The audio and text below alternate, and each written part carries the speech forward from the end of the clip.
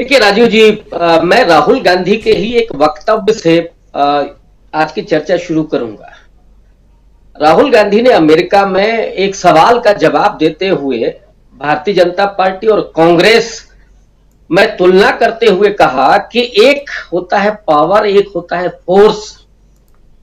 BJP force वाली party है और उस फोर्स के जरिए वो इस देश के लोकतंत्र को, इस देश के सामाजिक न्याय को, इस देश के पत्रकारिता को, इस सब को खत्म कर दे रही।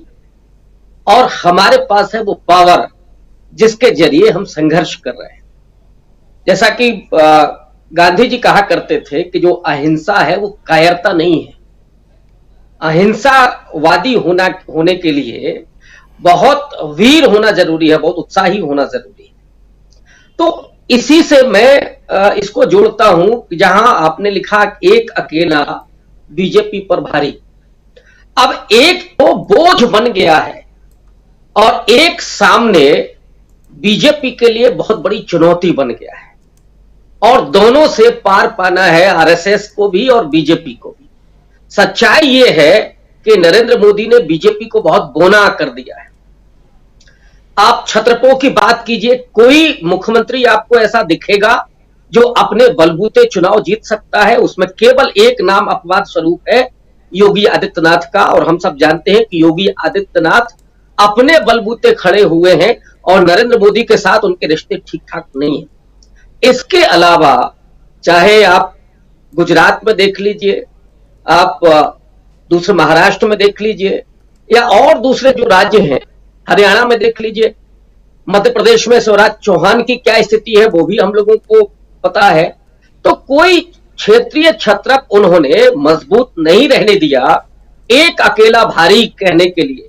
मुझे लगता है कि ये जो उन्होंने बोला था उसके लिए उन्होंने पूरा पीछे बीजेपी की लीडरशिप को समाप्त करने के बाद ये उनको एलान हुआ होगा कि अब तो सब पर भारी है वो।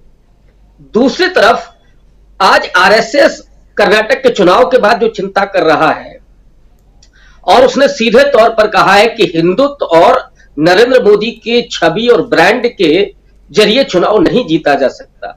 ये कर्नाटक के चुनाव में दिखा साफ तौर पर कि वहां नरेंद्र मोदी ने 10-12 दिन अपने आप को झोंक दिया। सीधे तौर पर उन्होंने चुनाव को अपने चेहरे पर केंद्रित कर लिया था और बाद में वो कांग्रेस की गुगली में फंसे। जब पीएफआई और बजरंग दल जैसे संगठनों पर बैन लगाने की बात कांग्रेस ने की तो नरेंद्र मोदी को लगा कि यूरेका अब तो मिल गया, बस चुनाव जिताओ मंत्र मिल गया। और उन्होंने बजरंग दल को बजरंगबली के साथ जोड़ करके पूरी कैंपेन की और नतीजा क्या हुआ? अगर बजरंगबली की बात नहीं करते मोदी जी तो शायद बीजेपी की कुछ इज्जत बचती। 30 से ज्यादा सीटों पर जमानत जब्त हुई है, इससे बुरा कुछ और नहीं हो सकता था। आरएसएस इस बात को समझ रहा था और इसलिए वो पूरा थीसिस निकल करके आई है कि अब इसके बलबूते चुनाव नहीं जीते जा सकते। लेकिन मुझे लगता है कि आरएसएस अब एक तरफ तो नरेंद्र मोदी के विकल्प पर चर्चा करेगा, उसमें योगी आदित्यनाथ होंगे, अमित शाह होंगे, नितिन गडकरी होंगे या कोई और होगा। तो मोदी जी की जो फोर्स था, जो अपना वजन था, वो बेहद कमजोर हो गया है। दूसरा, मैं इससे भी ज्यादा महत्वपूर्ण इस बात को समझता हूं कि मोदी जी क्या करें। हम लोग जानते हैं कि 12.5 साल के मुख्यमंत्रित्व काल में गुजरात में उन्होंने आरएसएस को नहीं जमने दिया। यही केंद्र में आने के बाद नरेंद्र मोदी के सामने आरएसएस भी एक तरह से बौना हुआ। उनके अपने फैसलों में आरएसएस का कोई रोल नहीं है, बाकी दूसरे फैसलों में भले ही आरएसएस भारी रहा। अब पलटवार नरेंद्र मोदी इसको कैसे करेंगे? मुझे लगता है कि नरेंद्र मोदी अपने बचाव में और हिंदुत्व को धार देने के लिए अभी अगस्त आ रहा है, 5 अगस्त को बहुत सारे बड़े फैसले लिए गए हैं। उसमें एक फैसला यूसीसी का हो सकता है, यूनिवर्सल सिविल कोड का, जिसके जरिए फिर से हिंदुत्व की धार को या सांप्रदायिक ध्रुवीकरण को तेज किया जाएगा। और दूसरा सेमीफाइनल जिसको हम लोग कह रहे हैं, 4 राज्यों के चुनाव, और वहां पर बीजेपी की हालत खस्ता है। चारों राज्यों में लगभग बीजेपी चुनाव हारने जा रही है। अब आप सोचिए कि अगर लोकसभा चुनाव के पहले दूसरा सेमीफाइनल भी नरेंद्र मोदी हार गए तो क्या होगा इस छवि का। तो इसका मतलब है कि लोकसभा चुनाव तक आते आते आरएसएस नहीं, बीजेपी की वो लीडरशिप भी प्रहार करना शुरू कर देगी जो खामोश डरी हुई बैठी हुई। और एनडीए का तो छोड़ दीजिए, एनडीए के कौन दल आएंगे नरेंद्र मोदी के साथ, जब तक उनको जरूरत नहीं थी तब तक उनके साथ क्या बिहेवियर किया है नरेंद्र मोदी ने, वो भूले नहीं हैं। तो इसलिए मुझे लगता है कि मोदी जी समय के पहले चुनाव कराएंगे। हो सकता है कि दिसंबर में मंदिर बंदर का उद्घाटन करके और इधर जो यूसीसी के जरिए विभाजन करके वो चुनाव लड़ने की कोशिश करेंगे। लेकिन सवाल ये है कि ये जो पैंच हैं वो भी क्या उनको बचा पाएंगे। मुझे लगता है कि यहां पे राहुल गांधी और कांग्रेस पार्टी की भूमिका आती है।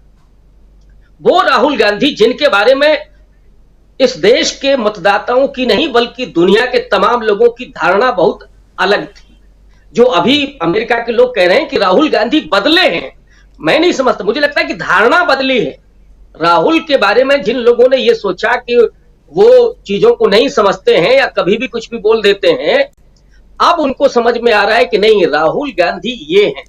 और मैं तो एक बार कह चुका हूं, फिर से कह रहा हूं, राहुल गांधी जब भारत में आए और उसके बाद उनके पूरे वक्तव्यों का और उनके जो संवाद हुए हैं उनका अगर विश्लेषण होगा तो राहुल गांधी की शख्सियत एक बहुत व्यापक स्तर पर दिखाई पड़ेगी, जिसमें अतीव बौद्धिकता, जिसमें एक पेनी समझ, जिसमें विदेश नीति से लेकर के आर्थिक नीति तक का और सामाजिक न्याय की राजनीति की पूरी सलाहियत, ये चीजें आपको दिखाई पड़ेंगी। और कांग्रेस जिस तरह से चल रही है वो नरेंद्र मोदी को, मुझे नहीं लगता है कि वो बीजेपी पर भारी हुए हैं और बोझ साबित होंगे।